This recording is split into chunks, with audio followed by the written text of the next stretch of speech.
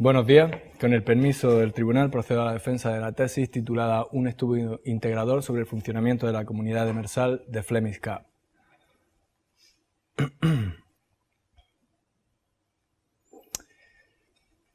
Con el desarrollo de la tecnología pesquera a mediados del siglo XX, la pesca se expandió por todo el mundo y el número de áreas marinas totalmente explotadas y sobreexplotadas también lo hizo, y el número de stocks que iban colapsando fue aumentando ya desde los años 40, lo cual ya empezó a despertar en la comunidad científica la sensación de la necesidad de aumentar o incrementar el conocimiento de las características biológicas e incorporarlo en los planes de gestión pesquera. Pero fue, sobre todo, o digamos lo que disparó esto, fue el colapso masivo de los stocks de bacalao del Atlántico noroeste,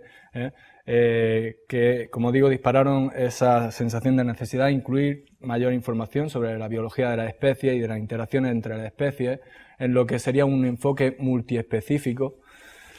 Y ya en los años 90, comenzó sobre todo en esa época a desarrollarse lo que fue el enfoque de ecosistema, en el que aparte de esa interacción entre las especies también tratan de incorporarse información sobre características del ecosistema que puedan ser importantes para la productividad de los sistemas pesqueros finalmente. Una de las poblaciones que colapsó en el Atlántico noroeste fue la población de bacalao del Flemish Cap. El Flemish Cap es una montaña submarina localizada en el Atlántico noroeste, localizada en el área de regulación de la NAFO 3M, a unas 300 millas al este de la isla de Terranova, y la profundidad mínima de esta montaña submarina, del Flemish Cap, está en alrededor de unos 120 metros en el cuadrante sureste. Hacia el norte y el oeste, la pendiente cae de forma más o menos suave hasta el Flemish Pass, que es un canal con profundidad de alrededor de los 1100 metros y que separa el Flemish Cap de la plataforma de Terranova.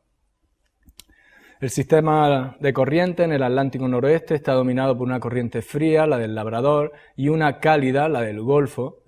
La corriente externa del Labrador, cuando se llega a la altura de Flemish Cap, se divide en dos ramas, una que continúa hacia el sur por el Flemish Pass y otra que bordea el Flemish Cap hacia el este en el sentido de las agujas del reloj. La corriente noratlántica bordea el Flemish Cap por el sur y por el este, donde la corriente del Labrador parcialmente toma agua de ella.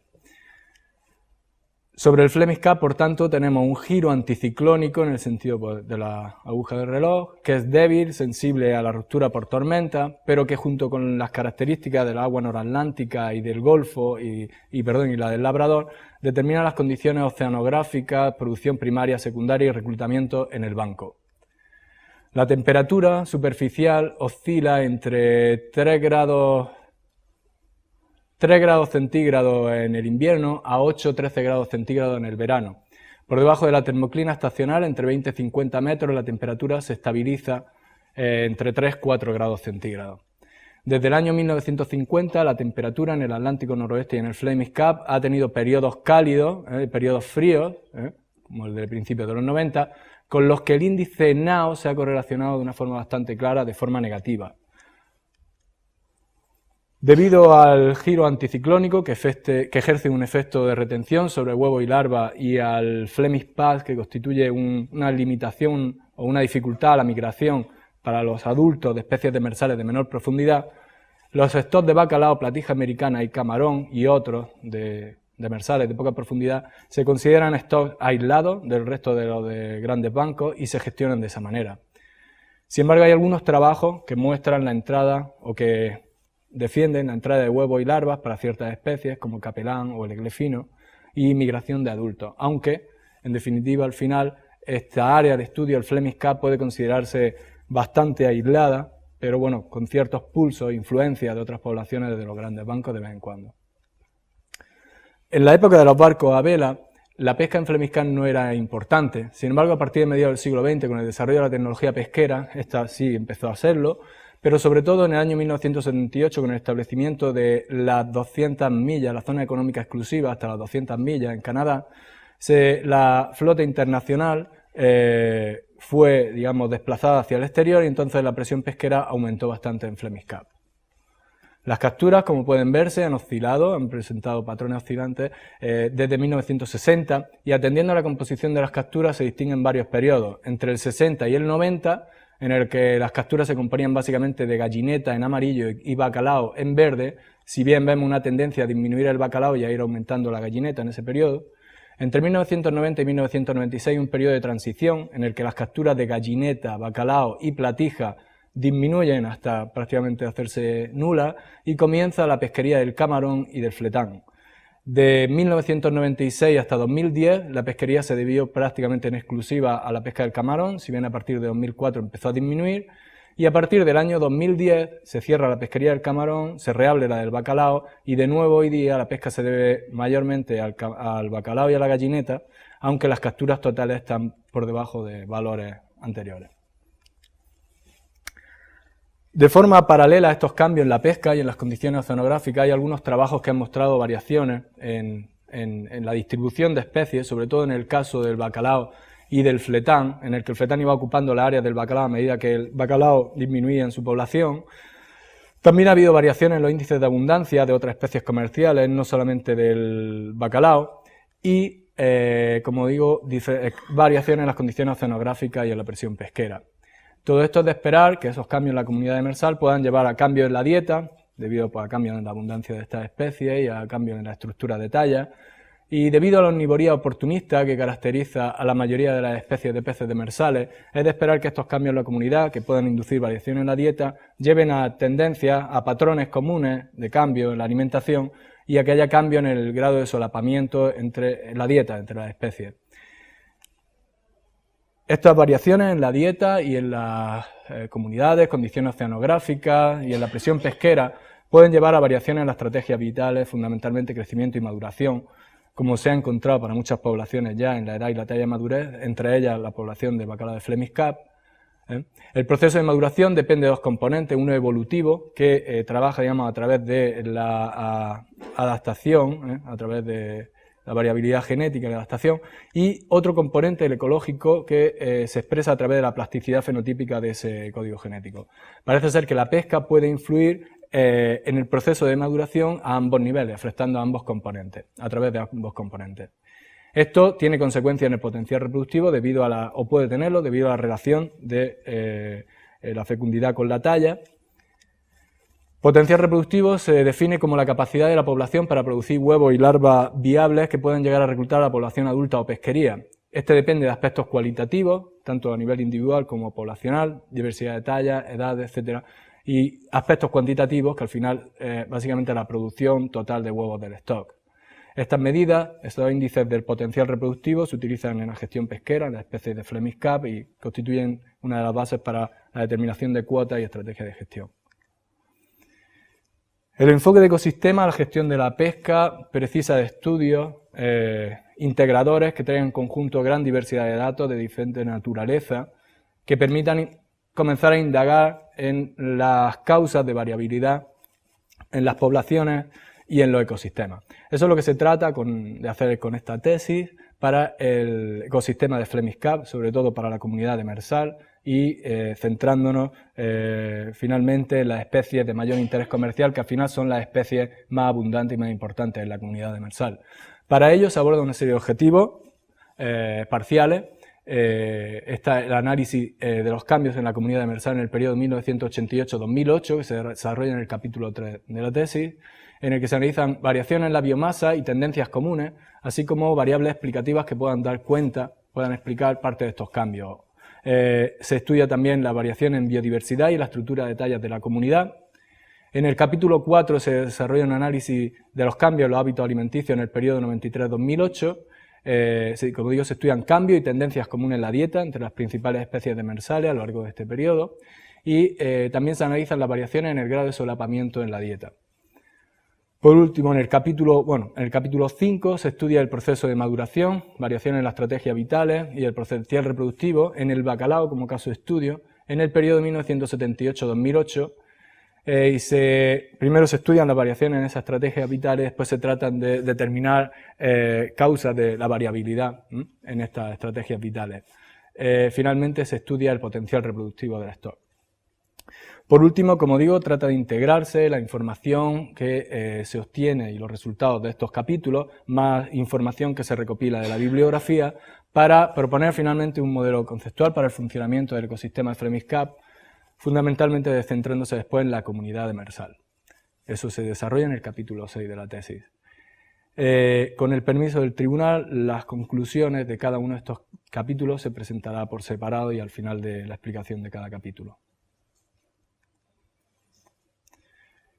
La mayor parte de los datos utilizados en esta tesis provienen de las campañas de prospección pesquera de arrastre de fondo desarrolladas en el marco de la Unión Europea entre junio y julio desde 1988 hasta 2008. Este consiste en un muestreo estratificado, aleatorio, y para esta tesis se han utilizado los datos provenientes de los 19 estratos más superficiales hasta los 730 metros de profundidad. El tipo de muestreo permite la estima de abundancia y biomasa de todas las especies capturadas, y además se realiza un muestreo biológico más detallado para las especies comerciales, en las que se toma peso, talla, edad y estado de madurez. Las condiciones oceanográficas se midieron con estaciones CTD, y el contenido estomacal para las especies demersales de mayor importancia se estudió por rango de talla para el periodo 93-2008. Por otra parte, el Departamento de Pesca y Océanos colaboró aportando datos sobre edad, talla y estado de madurez del bacalao en el periodo 1978 a 1985, y también sobre datos sobre la temperatura del agua en el periodo 1980-2008. Para el estudio de las variaciones de los cambios en la comunidad demersal se estudiaron las series temporales de biomasa de las 65 especies de peces demersales capturadas en este periodo, además de los invertebrados Pandalus borealis, Eiles y Lecebrosus. Para el análisis de los cambios en la biomasa se utilizó el análisis dinámico factorial, que es una técnica que permite modelar un número de series temporales determinado en función de un número de tendencias comunes que prefijamos de antemano. Además, estos modelos permiten incluir variables explicativas, que en este caso consisten en un índice de presión pesquera, un índice de las condiciones oceanográficas, el índice NAO, y un índice de la presión de depredación, que sería la biomasa de piscívoros. El análisis de los cambios en las especies menos abundantes se hizo a través del análisis no métrico multidimensional y del PERMANOVA, que es una técnica que permite testar diferencias entre dos o más grupos de datos multivariantes en función de uno o más factores. Finalmente se estima una serie de indicadores ecológicos, como son las curvas ABC, los indicadores basados en la talla y una serie de índices de diversidad como el número de especies e índices de Shannon y de Simpson. El índice de la biomasa demersal total, resultado de la suma de los índices de biomasa de todas las especies demersales estudiadas, mostró una caída entre el 89 y el 92 de 360.000 a 170.000 toneladas y posteriormente a lo largo de los 90 osciló alrededor de las 200.000 toneladas hasta que en el 2004 experimentó un repunte, si no observado con anterioridad, hasta las 770.000 toneladas en el 2006 y posteriormente inició un descenso que, aunque aquí solamente se llega hasta el 2008, en el 2011 se encuentra a niveles muy inferiores, continuó disminuyendo. Las especies, para analizar los cambios en la biomasa de todas las especies que se estudian, se separaron primero en tres grupos. El grupo 1 estaba constituido por las especies abundantes y frecuentes. Aquí están todas las especies de interés comercial, como Cadus morua, Rinharto hipoglossoides, las especies del género Sebaste, Pandalus borealis. Son 17 especies en total. El grupo 2, formado por 15 especies, son especies que son frecuentes pero poco abundantes. La más abundante es Antimora rostrata, lo máximo alrededor de unas 1000 toneladas. Y en el grupo 3 es el que tiene más especies, 36, pero son especies poco frecuentes y poco abundantes y la mayoría aparecen menos de 10 años. El análisis de las tendencias comunes en los grupos 1 y 2 revela que el modelo, sin incluir variables explicativas primero, el modelo que producía el acaique de menor valor en el grupo 1 fue aquel con tres tendencias comunes. La tendencia número 1 en negro mostró un patrón descendente hasta finales de los 90 para comenzar a incrementar de manera muy marcada a partir del año 2000. Esta tendencia, como indican los factor loading, fue influyente para las especies del género Sebastes como Sebastes fasciatus, Sebastes marinus, entre otras. La tendencia número 2, en rojo, con forma de campana, con pico a mediados de los 90, explicó bien la trayectoria en los índices de biomasa para las especies del género Anna Richards, Y la tendencia número 3, en amarillo, mostró un patrón descendente hasta el año 2000 y a partir de aquí un ligero ascenso, y esta tendencia describe bien la trayectoria de Gadus Moroi y Pouglosoides platesoides, y es interesante destacar que en Reinhardtius y Pouglosoides esta tendencia fue influyente pero con signo opuesto a Gadus Moroi, lo cual ya respalda un poco lo que se comentó con anterioridad sobre, digamos, la competencia por espacio entre Fletán y Bacalao. En el grupo 2, el modelo con el Acaique más bajo, sin variable explicativa, incluyó dos tendencias comunes. La tendencia 1 en negro muestra un incremento hasta mediados de los 90 y posteriormente un descenso. Esta tendencia, según Factor Loading, fue influyente para especies como Encaliopus cimbrio o Gyrosarus ensis. La tendencia número 2 en rojo muestra un descenso hasta finales de los 90 y posteriormente un aumento, y esta tendencia fue importante para Malacorraja senta o Synaphoranchus caupi, entre otras especies. Cuando se incluyeron las variables explicativas, el modelo que produjo el Acaique más bajo, tanto para grupo 1 como grupo 2, fue aquel que incluía las tres variables explicativas, el índice NAO, el índice de presión pesquera y la biomasa de piscívoros. Si analizamos el signo de estos coeficientes, de los coeficientes que multiplican estas variables para cada especie, vemos que en 26 de las 31 especies el índice NAO presentó el efecto esperado en función de la temperatura preferida por cada una de estas especies, lo que sugiere que el efecto del índice NAO sobre la biomasa, digamos, se debe a su representatividad en cuanto a la temperatura del agua, y esta puede estar influyendo en la especie a través de diversos procesos, quizás sobre todo reclutamiento, crecimiento, supervivencia. La pesca presentó un efecto variable, aunque en el grupo 1, donde están las especies comerciales, este efecto fue mayormente negativo, pero ciertos efectos positivos, quizá observados, podrían deberse a efectos indirectos de la pesca, pues derivados de interacciones interespecíficas con las que la pesca sobre las que la pesca está actuando, ¿no? La depredación mostró el efecto negativo para la mayor parte de las especies, 25 de 36 especies, ¿no? Lo que es lo esperable, ¿no? Para el análisis de los cambios de la biomasa en el grupo de especies menos frecuentes y menos abundantes, lo primero que se hizo fue separar los años entre cálidos, cuando tenían la temperatura media por encima de la media para el periodo en Flemish Cap, y años fríos cuando esa temperatura estuvo por debajo. El análisis Permanova mostró diferencias significativas en la composición de especies del grupo 3 en función del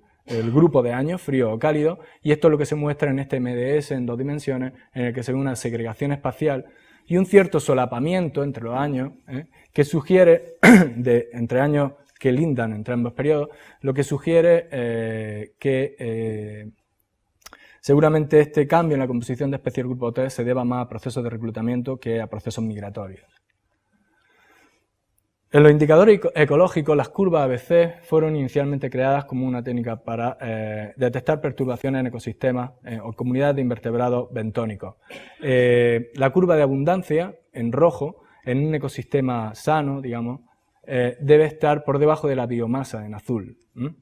Sin embargo, en Flemish Cap, con excepción del año 89, esto sería una sucesión desde el 88 hasta el 2008, solamente en el año 89 y en el 2008 las curvas de abundancia y biomasa estuvieron más o menos solapadas. En el resto de años la de abundancia siempre estuvo por encima de la biomasa.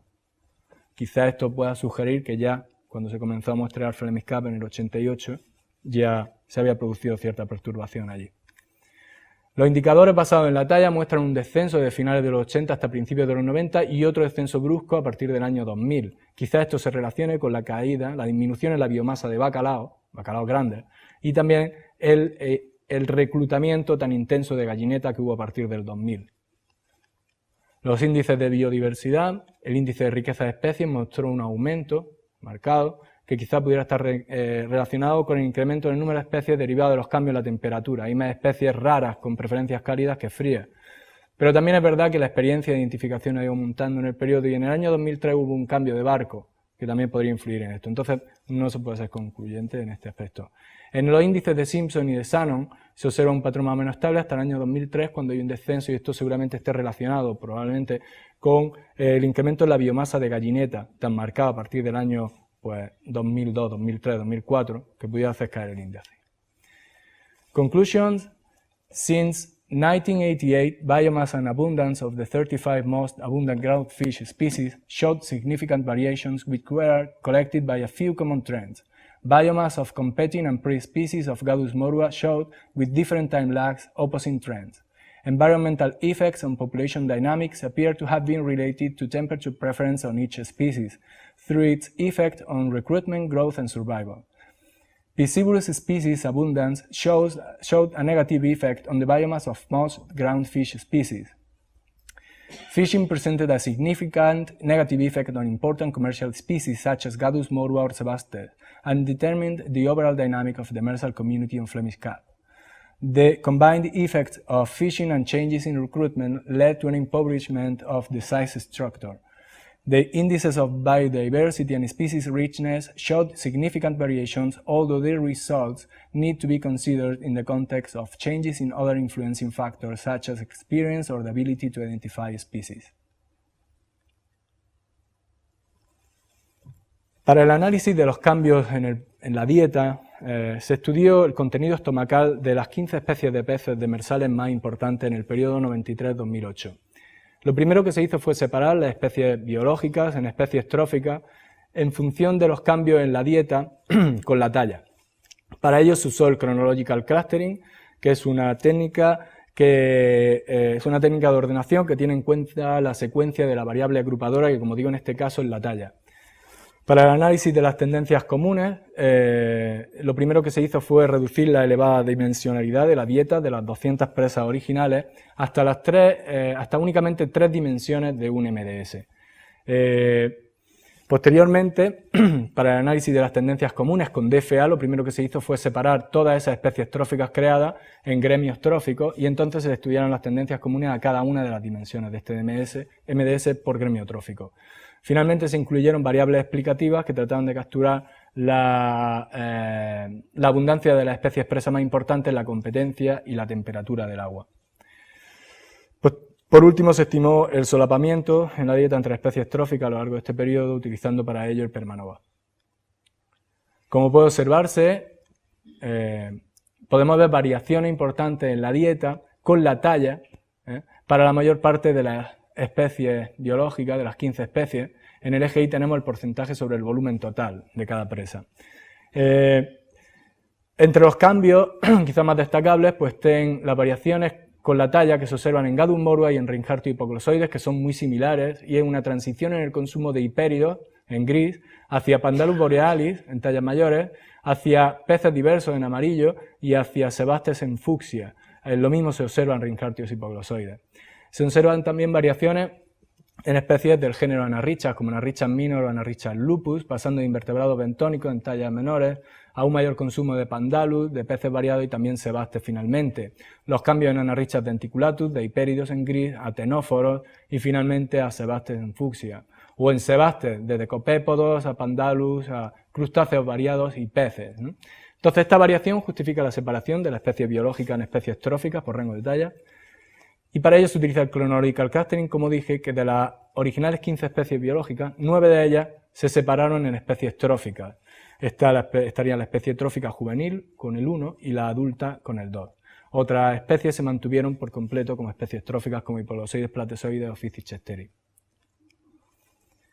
Si observamos la variación en la dieta a lo largo del periodo de estudio, entre el 93 y el 2008, de nuevo en el eje Y la proporción sobre el volumen total, vemos que hay ciertos patrones ya bastante claro, y sobre todo los principales cambios se dan a finales de los 90. Y estos son la disminución en el consumo de hipéridos, aquí en gris, en Gadus morua 1, 2, en Reinhartius hipoglossoides 1, o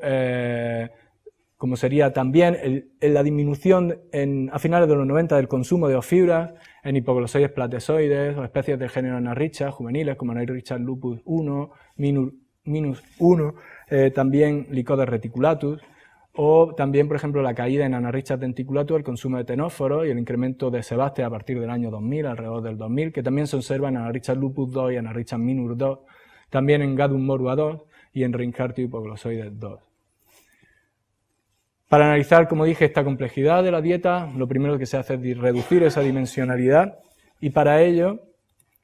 lo que se hace pues, es desarrollar, aplicar un MDS y este es espacio tridimensional del MDS, que en esta tesis se le denomina espacio trófico ya que contiene información de la dieta de las especies demersales más importantes a lo largo de un periodo largo. Puede observarse cómo es cada especie trófica, se encuentra más o menos segregada espacialmente, ocupando más o menos un área bastante concreta a lo largo de todo el periodo.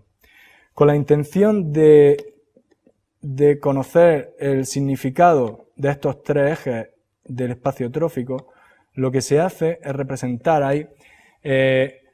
la especie expresa más importante. Se definen así las áreas presas, son áreas donde cada una de estas especies presas fue la más importante en la dieta. Esto nos permite comprender qué significado tienen los movimientos en este espacio trófico de esas especies estudiadas, ¿no?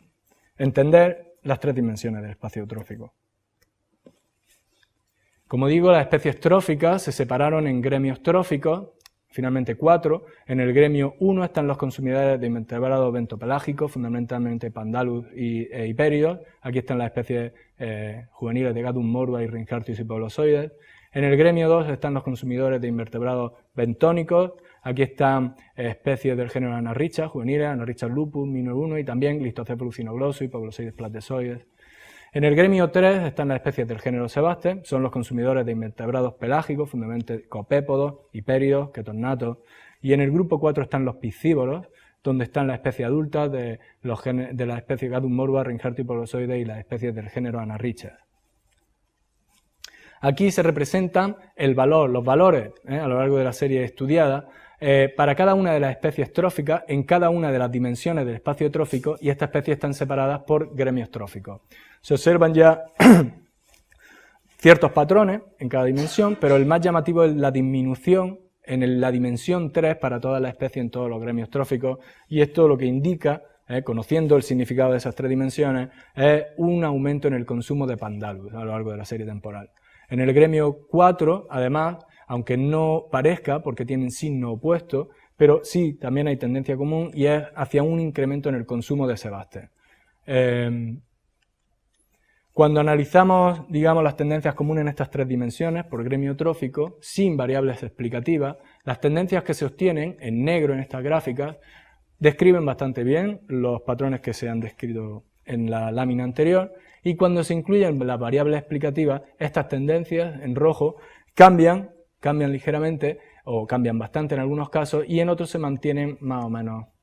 con la misma forma. Cuando se incluyen variables explicativas, como se muestra en esta tabla, los modelos con el acaique más bajo, excluyendo el grupo 2 para el que ninguna variable explicativa disminuyó el acaique, para el resto, los modelos con el acaique más bajo incluyeron variables explicativas que dan cuenta sobre todo de las presas más importantes para cada gremio, como fueron Pandalus borealis e Hipéridos en el gremio 1, o copépodos y Hipéridos, y también Pandalus borealis en el 3, Pandalus borealis y Sebaste y también en el grupo 4. Además, la competencia dentro de cada gremio fue importante también para explicar la varianza, y la temperatura del fondo sobre todo fue importante en el gremio 3. El análisis del solapamiento en la dieta de forma global a lo largo de todo el periodo del 93 al 2008, considerando todos los años en conjunto, mostró lo que ya se indicó en ese MDS tridimensional, y es que las especies tróficas parecen tener como dietas bastante propias, o al menos lo que son las proporciones de las presas que consumen sí parecen ser bastante propios, puesto que tanto en ese MDS, en ese espacio trófico, se ven bastante bien segregadas, y también el análisis PERMANOVA muestra que no hay similitudes significativas en la dieta entre la mayor parte de las especies tróficas, exceptuando las especies juveniles de Gadus morba y Rhincartius y Poblosoides, lo que viene de nuevo a reforzar esa idea de competencia entre estas especies, y también entre, sobre todo, especies juveniles del género Sebaste. Si se estudia este solapamiento año a año, se observa que ha habido un aumento en el número de parejas con dietas solapadas a lo largo del periodo de estudio. Si este periodo se separa en 3 etapas, se puede observar cuestión interesante. En el periodo 93-97, la mayor parte de los solapamientos, cuanto más rojo, digamos, sean estas cuadrículas, mayor el grado de solapamiento, la mayor parte de los solapamientos se daban dentro del género Anarricha, entre especies del propio género y entre especies del propio género Sebaste. Cabe destacar también entre Gadus morba 1 y Rhincartius y Poblosoides 1, era importante. En el periodo 1998-2008 se observa que ese solapamiento dentro del género Anarricha y dentro del género Sebaste disminuye y comienza a aumentar entre especies fuera de estos géneros y entre Gadus morua 1 y Reinhardt hipoglosoide 1 aumenta un poquito también. Finalmente, en el último periodo, entre 2003 y 2008, se ve que ese solapamiento ha disminuido aún más dentro del género Anarricha y Sebastes y que entre especies fuera de estos géneros, especies tróficas fuera de estos géneros, aumenta aún más y entre Gadus morua 1 y Reinhardt hipoglosoide 1 se hace máximo. In conclusion, feeding habits changed with size in most demersal fish species in Flemish Cap. The Flemish Cap demersal trophic species are organized into 4 different guilds: piscivores and benthic, pelagic and benthopelagic predators. Diet of the main demersal species showed clear common trends throughout the study period. The presence of Pandalus borealis increased in most fish species diet, while Sebastes did in the piscivorous. The variation in the abundance of prey species and competition were the cause of the observed changes in diet. Overlap of diet between species was low throughout the period 1993-2008, suggesting that the long-term competition for resources is relatively low, except in Gadus morua and Reinhardtus hypoglossoides and juveniles of the genus Sebastes. Annually, the common patterns observed toward a dominance of Pandalus borealis and Sebastes in the diet produced an increased overlap between many species since the late 1980s. Para el análisis de las variaciones en las estrategias vitales, se utilizaron los datos provenientes de las campañas del DFO en el periodo 1978-1985 y de la Unión Europea entre el 88 y el 2008, lo que hace un periodo entre el 78 y 2008 finalmente. Esto permitió la estima de las ojivas de maduración por edad y talla para las cohortes comprendidas entre 1972 y 2002. Para empezar a indagar en la naturaleza de los cambios en estos procesos de maduración, se utilizaron las normas de reacción de maduración que se estimaron por el método demográfico. Además, se estudiaron las variaciones en ciertas variables influyentes por plasticidad fenotípica en el proceso de maduración, como son el índice de condición de los individuos juveniles, la temperatura y el crecimiento. Por último, se estudian las variaciones en el potencial reproductivo en este periodo, estimando 2 indicadores del potencial reproductivo, como son la producción total de huevos y la biomasa del estor reproductor. Primero, un repaso a ciertos parámetros importantes en la población del bacalao, del Flemish Cap, desde 1972. Se observa que los reclutamientos se produjeron fundamentalmente en pulsos concretos, en años concretos, los últimos en el 91-92, bastante más bajo que los anteriores. Estos pulsos de reclutamiento fueron seguidos de incrementos en la biomasa marcados, que fueron seguidos de incrementos en la presión pesquera. Estos incrementos en la presión pesquera, la mortalidad a las edades 3-5, edades jóvenes, se produjo este incremento sobre todo a partir de finales de los 80, llegando a valores muy elevados, hasta 1,5, como digo, centrado en poblaciones formadas por cohortes, casi exclusivamente por cohortes muy concretas y muy jóvenes. Esto estuvo acompañado finalmente de la caída de la biomasa del stock de bacalao, como ya vimos antes, con el colapso declarado en el 98, pero ya patente en el 96. Las ojivas de maduración que se han estimado para este periodo,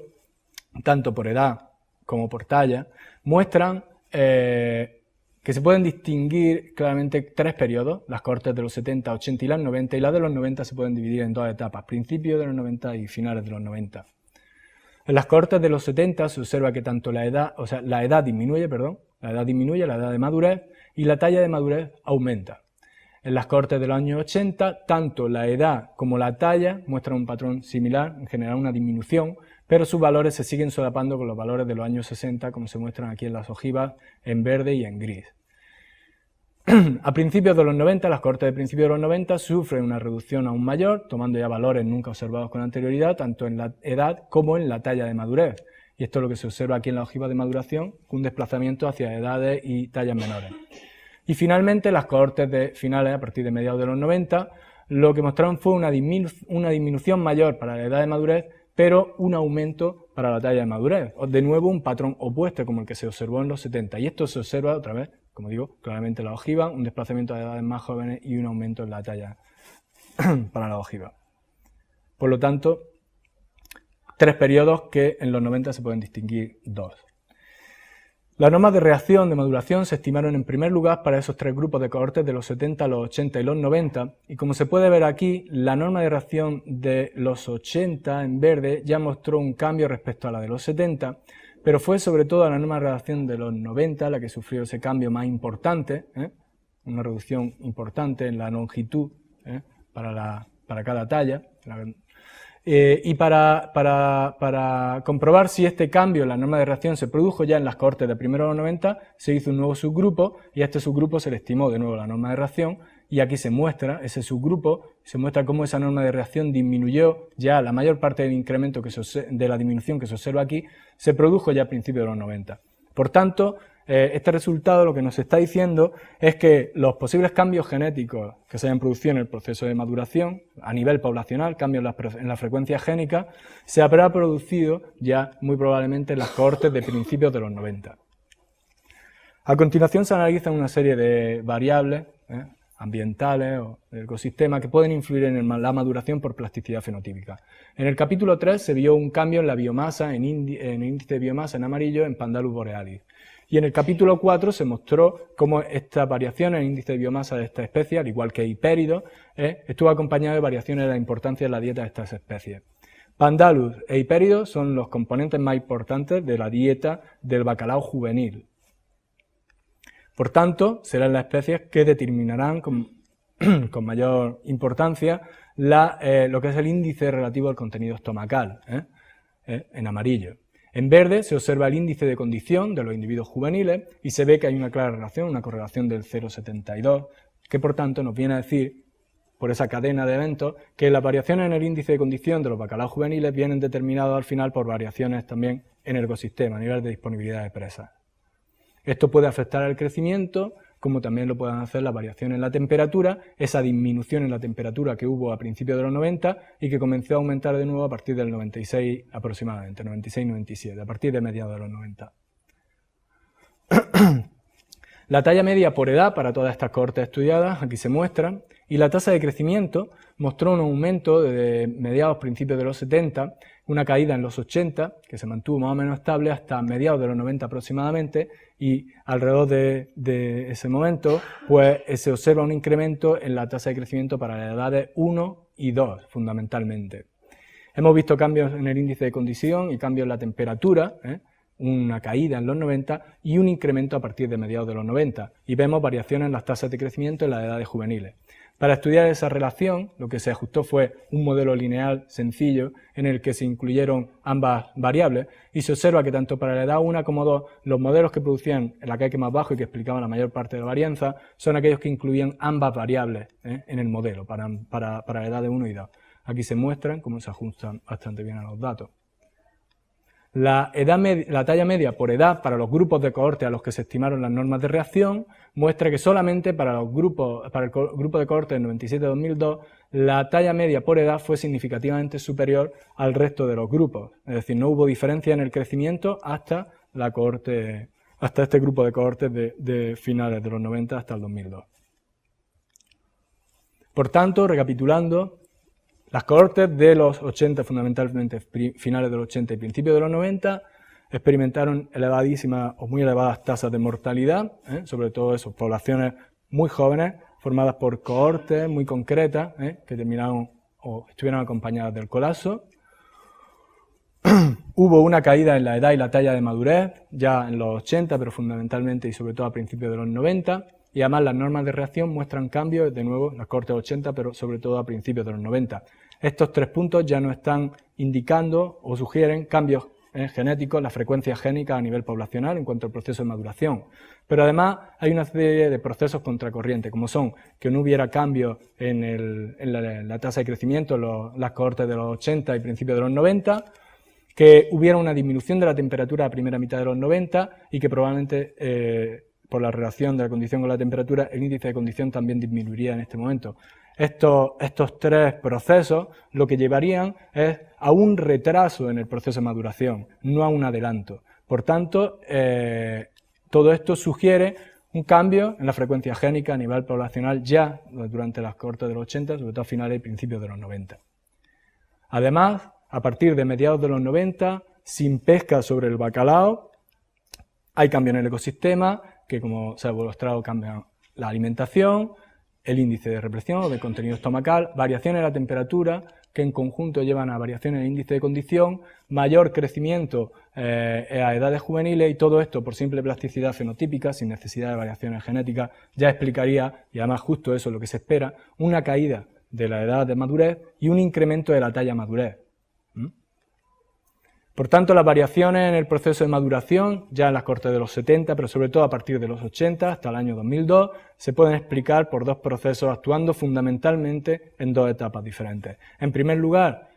una variación en la frecuencia génica, debido a la presión pesquera tan elevada, sobre un pool genético original se puede seleccionar un subgrupo que posteriormente, a partir de mediados de los 90, debido a los cambios ambientales, temperatura, disponibilidad de alimentos, experimentaría un nuevo cambio por plasticidad fenotípica.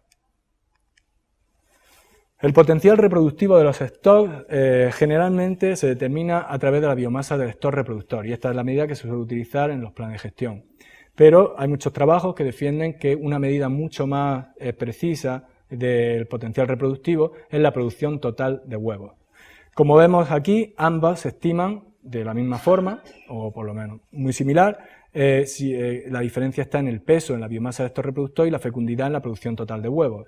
Ambos se relacionan con la longitud de forma similar. Por lo tanto, la diferencia en la capacidad predictiva sobre el reclutamiento de ambos índices se deberá a la diferencia en este coeficiente de alometría entre ambas. Para la estimación de la producción total de huevos,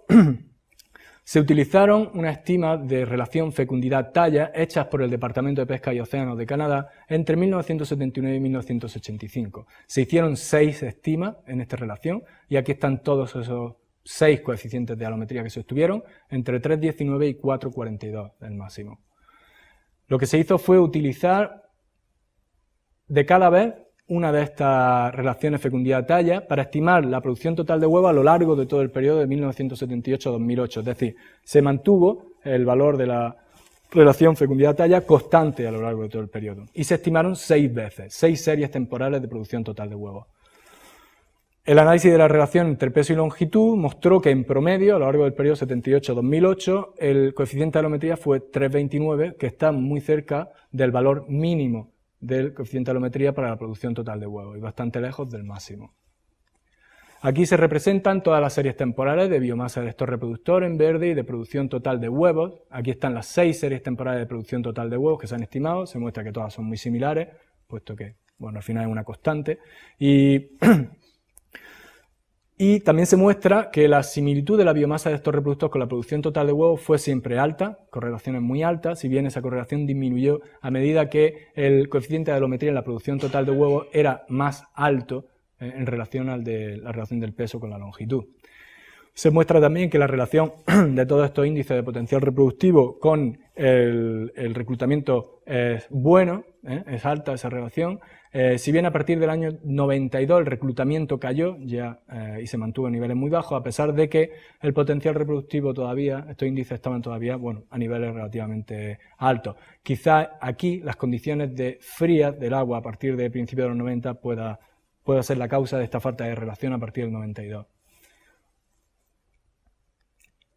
In conclusions, variations observed in the process of maturation in cohorts of 1980s and 1990s had their origin in both phenotypic plasticity and in the change of gene frequencies. The high fishing pressure in the 1980s and 1990s, particularly focused on younger individuals, induced a change in gene frequency in populations that led to earlier maturation at a smaller size. The increase in growth since 1997 due to higher food availability and increased water temperature caused a phenotypic change toward earlier maturation but slightly larger sizes. The decline and rejuvenation of the female spawning stock biomass of Cadus morui in the early 1990s produced the observed reduction in reproductive potential. This was the main cause of the observed changes in recruitment, although since 1992 the drop in temperatures could be the cause. Studies of changes in fecundity and its relationship with environmental conditions will be needed to understand the benefits of using egg production instead of spawning stock biomass in the stock assessment.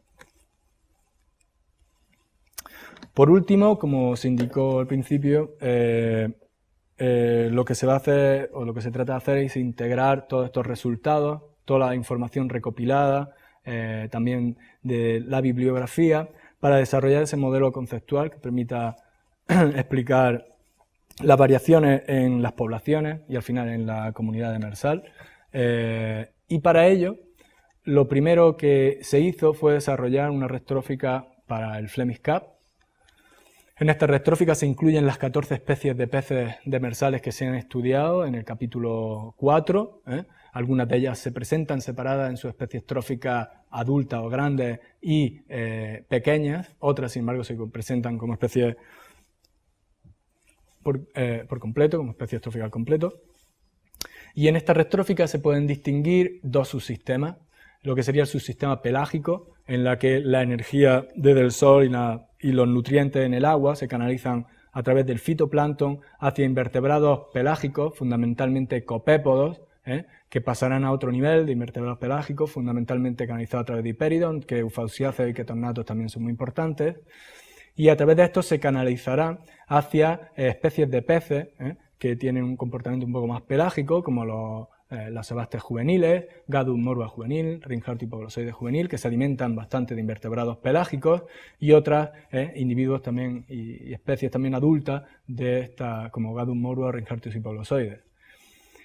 En el subsistema bentónico, la mayor parte de la materia llega desde el fitoplancton a invertebrados pelágicos en forma de detritus, y este detritus es reutilizado por invertebrados que se encuentran en el bentos, fundamentalmente ophiuras, poliquetos, bivalvos y también muchos grupos diferentes de crustáceos bentónicos, entre el que el más importante es Pandalus borealis, que también canaliza gran parte de energía desde la comunidad planctónica. Y finalmente este subsistema bentónico canaliza ese detritus hasta especies de peces como Hypolossoides plateozoides, Glistocephalus cynolosus, o también especies del género Anarrichas, fundamentalmente Anarrichas menor y Anarrichas lupus. Estos dos subsistemas, en realidad, se integran finalmente en la comunidad demersal de peces, que consume de ambos subsistemas, por lo que finalmente toda la columna de agua es un trasiego de materia y de energía. Aunque en Flemish Cap cabe destacar que el subsistema pelágico es el que tradicionalmente aporta mayor cantidad de materia y energía a la comunidad demersal.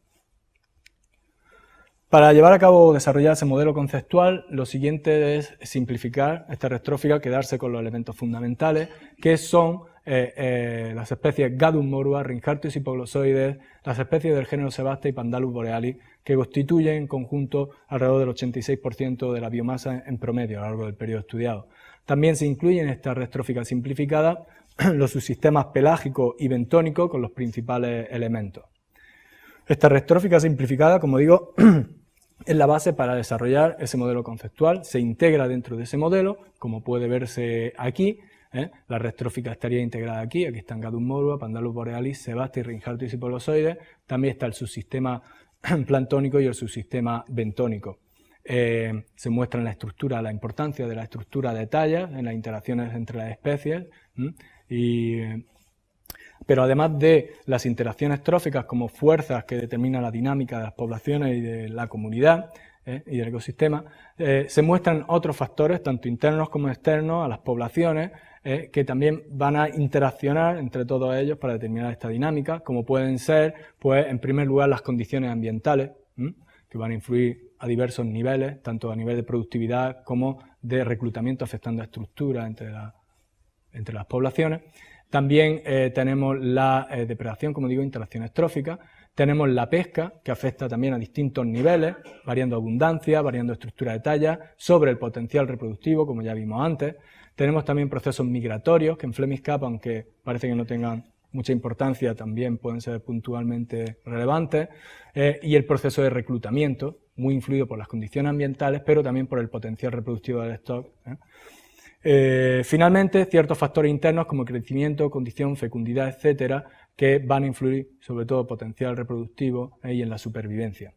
Todos estos elementos en conjunto, resultado de sus interacciones y de la actuación en determinados momentos de uno u otro, van a ir describiendo lo que es la variación en la biomasa de todas estas poblaciones de la comunidad.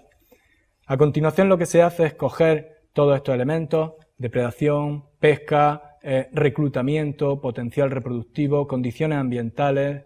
abundancia, para intentar o para plantear una posible explicación a las variaciones observadas de finales de los 80 hasta el 2008 en las poblaciones más importantes, en Gadus morua, Pandalus borealis y en Sebaste, en Flemish Cap. Desde finales de los 80 hasta el año 95, el bacalao, como se indicó antes, soportó elevados niveles de pesca sobre individuos muy jóvenes, lo que llevó a una reducción del potencial reproductivo del bacalao, sobre todo a principios de los 90. Esto, junto con el descenso en la temperatura, que perjudicó el proceso de reclutamiento, llevó, como digo, a una disminución en el reclutamiento, y todo esto en conjunto, la pesca y disminución en el reclutamiento, pues lleva en consecuencia a una disminución en el bacalao, en la población del bacalao. También desde finales de los 80 y sobre todo hasta el año 91, la gallineta Sebaste soportó niveles de presión pesquera muy elevados también, que hicieron disminuir las poblaciones de estas especies, y considerando que tanto bacalao como gallineta eran las especies más importantes en Flemish Cap y que ambas son importantes depredadores de Pandalus borealis, digamos que en esa época la presión de depredación disminuiría de forma importante, cabe esperar. También la disminución de temperatura, que parece favorecer al camarón en el reclutamiento, pues llevaría quizá a procesos de reclutamiento exitosos que hicieron que la población de Pandalus borealis aumentara ya desde principios de los 90, sobre todo a finales de los 90, y empezara a disminuir a partir del 2004. La disminución de la presión de depredación que supuso la caída del stock de bacalao hasta el colapso, junto con el aumento de la temperatura ya desde finales de los 90, pudo favorecer los reclutamientos en dos especies de gallineta que, justo en nuestro análisis, mostraron preferencias por temperatura un poco superiores a lo normal en Flemish Cap, y justo son las que, por su solapamiento espacial, pueden tener mayor interacción con Gadus morua. Justo estas dos especies fueron las que experimentaron, Sebaste mentela no. Estas fueron las que experimentaron en aumento, como digo, sobre todo a partir del año 2000. El aumento en el potencial reproductivo en el bacalao,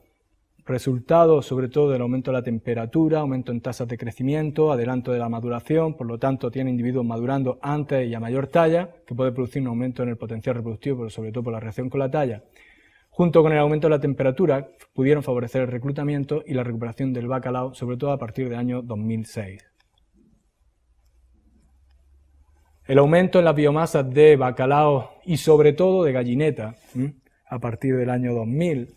supuso seguramente un aumento de la presión de depredación muy importante para el camarón, puesto que, como hemos visto, además, a partir de finales de los 90, sobre todo del año 2000, el camarón aumentó en importancia para la dieta de gallineta. Esto, junto con la elevada presión de pesca, pudieron reducir la biomasa del estos reproductor, el potencial reproductivo del camarón, que junto con el aumento de la temperatura, que parece no ser beneficioso para el reclutamiento de esta especie, todo en conjunto, depredación, pesca, malos reclutamientos, llevarían a la caída del camarón desde el 2004. Por último, el aumento en la presión de depredación por un incremento ya, una población de bacalao en aumento, el aumento de la presión de pesca y quizá también por la disminución de la disponibilidad de alimentos, quizás también por la elevada biomasa de gallineta y la caída del camarón, que entonces era su presa de las más importantes, pudo llevar a la disminución de la gallineta ya a partir desde el 2007. Por tanto, en la comunidad demersal de Flemish Cap, centrándonos en estas especies, la dinámica de gallineta de Sebastes pandalus y de Gadus morua parece estar en gran medida determinada por las interacciones tróficas a través de controles tipo top-down, bottom-up, en función de las abundancias de presas y depredadores. Pero en Flemish Cap, como ya se ha visto en muchos estudios previos, desde los años 70 la dieta tanto de Sebastes como de Gadus morua estaba constituida sobre todo por invertebrados pelágicos, copépodos, hipéridos, ketonnatos, eufausiáceos. Entonces, por tanto, aunque entre estas especies unas a otras se controlan de una forma parece ser bastante importante, hay que tener en cuenta a las poblaciones también de invertebrados pelágicos para determinar el grado y calidad de las interacciones entre estas especies. Estas interacciones vendrán mediadas también o vendrán determinadas por la abundancia entre estos stocks, por sus estructuras de talla y el potencial reproductivo de estas poblaciones, junto con las condiciones oceanográficas y productividad, determinarán finalmente reclutamiento y de nuevo estructura de talla y abundancia y de nuevo interacción entre las especies. Finalmente, la pesca viene a introducir mayor variabilidad y mayor complejidad a la dinámica, puesto que afecta a distintos niveles, como vemos, abundancia, estructura de talla, potencial reproductivo, y afecta a la interacción entre las especies finalmente. A lo largo de esta tesis se han tratado distintos procesos influyentes en la dinámica de las poblaciones. Algunos de ellos pueden considerarse en la gestión pesquera debido a nuestra capacidad de, hasta cierto punto, tener cierta capacidad, si no de control, sí de consideración de estas variables en las estrategias de gestión. Fundamentalmente el potencial reproductivo y la interacción entre las especies. Hoy día las poblaciones de Flemish Carp se gestionan utilizando la biomasa del sector reproductor cuando, como ya he indicado, hay estudios que proponen mejor la producción total de huevos como indicador de potencial reproductivo. En esta tesis no se ha encontrado que sea beneficioso, pero que sea, digamos, que tenga una mayor capacidad de predicción la producción total de huevos que la biomasa del sector reproductor, pero también es verdad que hemos utilizado estimas de fecundidad constantes, únicas para toda la serie temporal, cuando probablemente la fecundidad oscila en bastante de un año a otro. Si estas estimas de fecundidad se hacen anualmente y se incluyen para estimar la producción total de huevos, es posible que existan mayores diferencias entre producción total de huevos y biomasa del sector reproductor y que aumente la capacidad predictiva sobre el reclutamiento de la producción total de huevos. Hemos visto cambios genéticos que pueden producir variaciones en el potencial reproductivo, sobre todo si las condiciones de alimentación para el bacalao en el futuro, como vemos la caída del Pandalus que sucedió a partir de 2004, que está a niveles muy bajos hoy día, la caída de la gallineta, es posible, según lo que suceda con esos invertebrados pelágicos, que disminuya las condiciones de alimentación, por tanto puede producirse un crecimiento más lento, que llevaría a edades de maduración mayores, pero a tallas menores, y esto reduce el potencial reproductivo en el stock. Las interacciones interespecíficas, se ha mostrado, parecen tener un papel muy importante en la dinámica de las poblaciones, o eso se indica, o eso parecen indicar. Sin embargo, las especies se gestionan de forma separada, cada una de ellas. Quizá la inclusión de estas especies en modelos multiespecíficos con claro enfoque de gestión pesquera pudiera también suponer una mejora. Y por último, aunque son incipientes todavía, hay quizás ciertas características de los ecosistemas que son de gran relevancia para la dinámica de las poblaciones, que deberían cada vez más considerarse en las estrategias de gestión, o por lo menos empezar a incorporarlos en modelos multiespecíficos, tales como puede ser la producción potencial pesquera, o como pueden ser la influencia de las condiciones ambientales en los procesos de reclutamiento. Todo esto está muy incipiente, pero bueno, son cuestiones interesantes para la dinámica de las poblaciones de interés pesquero finalmente. Conclusions. The food web of Flemish Carp consists of two subsystems, pelagic and benthic, with the demersal community being the link between them. The demersal community structure is the result of multiple interactions between internal forces of the population, reproductive potential, growth, and size and age structure, as well as external forces such as oceanographic conditions, fishing, predation, and competition. The dynamic of the system set up by Gadus morua, Sebastes, and Pandalus borealis is determined largely by trophic interactions, which depend on their size structure. Pelagic invertebrates are also an essential core in this system. The environmental conditions, along with reproductive potential, are some of the main responsible for the variation in recruitment, producing fluctuations in the relative abundances of the stocks. Fishing introduced more complexity and variability in this system, affecting the reproductive potential interactions between species. For the present and future management, multi-species and ecosystem approaches are necessary, taking into account trophic interactions, the influence of oceanographic conditions, and reproductive potential.